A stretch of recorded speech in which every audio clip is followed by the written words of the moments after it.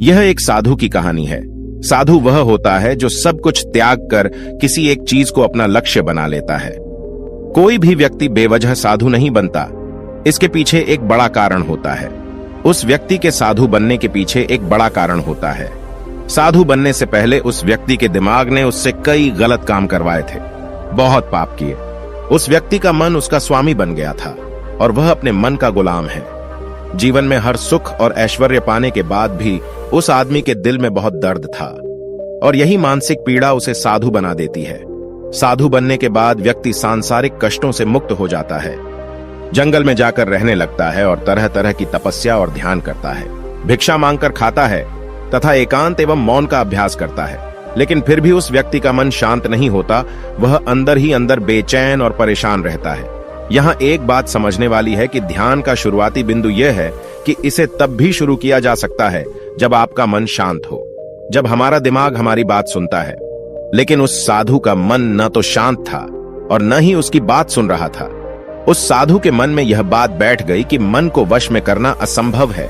लेकिन फिर एक दिन उस साधु की मुलाकात एक शख्स से होती है जो न तो साधु है और न ही ज्ञानी। वह एक बार एक साधारण चरवाहा था जो जंगल में भेड़ें चरा रहा था। चरवाहा उसके पास आता है और पूछता है, क्या मैं आपकी मदद कर सकता हूं? आप बहुत परेशान दिख रहे हैं। मैं पिछले कई दिनों से देख रहा हूं कि तुम बहुत बेचैन हो।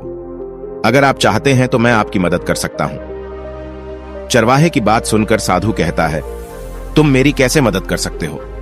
आप एक सांसारिक व्यक्ति हैं जो अपनी माया में लिप्त रहता है।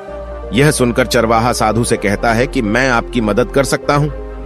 मैं अपने मन को नियंत्रित करना जानता हूं। चरवाहे के मुख से यह बात सुनकर तपस्वी जोर जोर से हंसने लगता है और कहता है, तुमने क्या कहा? तुम मन को वश में करना जानते हो? मैं सब कुछ छोड़कर जंगल में आ गया, फिर भी मैं अपने मन का गुलाम हूं और आप कह रहे हैं कि आप इसे वश में कर सकते हैं। शेफर्ड का कहना है कि मन को नियंत्रित करने के लिए सब कुछ छोड़ना जरूरी नहीं है, न ही जंगल में रहना जरूरी है। केवल एक ही चीज है जिसे छोड़ना सबसे महत्वपूर्ण है। और तपस्वी चरवाहे से पूछता है कि वह कौन सी चीज है। चरवाहा तपस्वी से कहता है कि यह बात झूठी जानकारी है। आज तक हमारे पास जो भी जानकारी है उसने हमारे दिमाग का निर्माण किया है। साधु ने चरवाहे से पूछा कि यह कैसा है, तो चरवाहा बताता है, मान लीजिए कि आपने आज तक अपने जीवन में कभी सेब नहीं खाया है। आप सेब के स्वाद के बारे में कुछ नहीं जानते, तो क्या आपको कभी सेब खाने का मन हो सकता है? कभी नहीं। इसीलिए हमारा दिमाग सूचनाओं से बना है। साधु ग्वाले पर मोहित हो गया। उसने उस चरवाहे से कहा, क्या तुम मुझे इसके बारे में विस्तार से बता सकते हो? चरवाहा कहता है कि यदि तुम अपने मन को वश में करना चाहते हो तो मेरी बातें ध्यान से सुनो। आप इसकी जड़ों को देखकर अपने मन को वश में कर सकते हैं। मन जानकारी से बना है और हमारे शरीर में सूचना के 5 प्रवेश द्वार हैं। पहली आंख, हम अपनी आंखों से जो कुछ भी देखते हैं, चाहे वह अच्छा हो या बुरा, वह हमारी स्मृति के रूप में संग्रहित होता रहता है। दूसरा कान, हम अपने कानों से जो कुछ भी सुनते हैं वही हमारे मन में बीज की तरह बोया जाता है।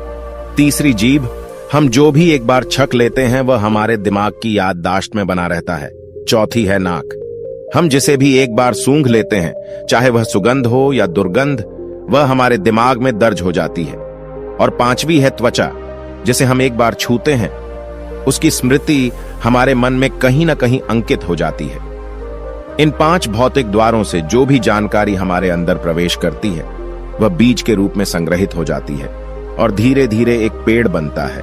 हमारा मन मिट्टी की तरह है जिसमें बीज बोए जाते हैं और हमारी बुद्धि किसान की तरह होती है। यदि हमारी बुद्धि गलत सूचनाओं के बीजों को सही सूचनाओं का बीज समझकर उगाएगी तो भविष्य में जब वह वृक्ष बनेगी तो बुरा फल देगी। आपका दिमाग आपके वश में नहीं है क्योंकि आपने पहले से ही अपने दिमाग में गलत बीज पाल रखे हैं। अब वे बीज बड़े पेड़ ब न गए हैं। तपस्वी चरवाहे से पूछता है कि अब मुझे क्या करना चाहिए, क्योंकि अब तक मैंने बहुत सारे गलत बीज बोए हैं और मैं उन्हें उखाड़ नहीं सकता। चरवाहा तपस्वी से कहता है कि अब तक आप अनजाने में गलत बीज बो रहे थे, लेकिन अब जानबूझकर सही बीज बोना शुरू करें। अगर अंदर हजारों बीज गलत हैं तो क्या हुआ, लाखों सही बीज उगाने के लिए तैयार हो जाइए। आपको बस इस बात पर ध्यान देना है कि इन 5 दीवारों के जरिए आपके अंदर कौन सी जानकारी जा रही है और जो जानकारी भेजी जा रही है वह सही है या नहीं। साधु पूछता है, ऐसा कब तक होगा? वह चरवाहा कहता है, सारी जिंदगी। जिस तरह आप हर दिन अपने पेट को अच्छा खाना देते हैं, इसी तरह हर दिन आपको अपने दिमाग को भी अच्छा भोजन देना होगा, यानी सही जानकारी और सही विचार। जीवन में हर दिन हर पल आपके पास दो विकल्प होंगे, जिनमें से एक आपके लिए सही होगा और दूसरा गलत, लेकिन आपको हर बार सही विकल्प चुनना होगा। हमेशा याद रखें, सही चुनाव करना आपके भीतर दर्द पैदा कर सकता है, लेकिन वह दर्द केवल कुछ समय के लिए ही रहेगा। इससे कोई फर्क नहीं पड़ता कि आपके अंदर कितना दर्द है।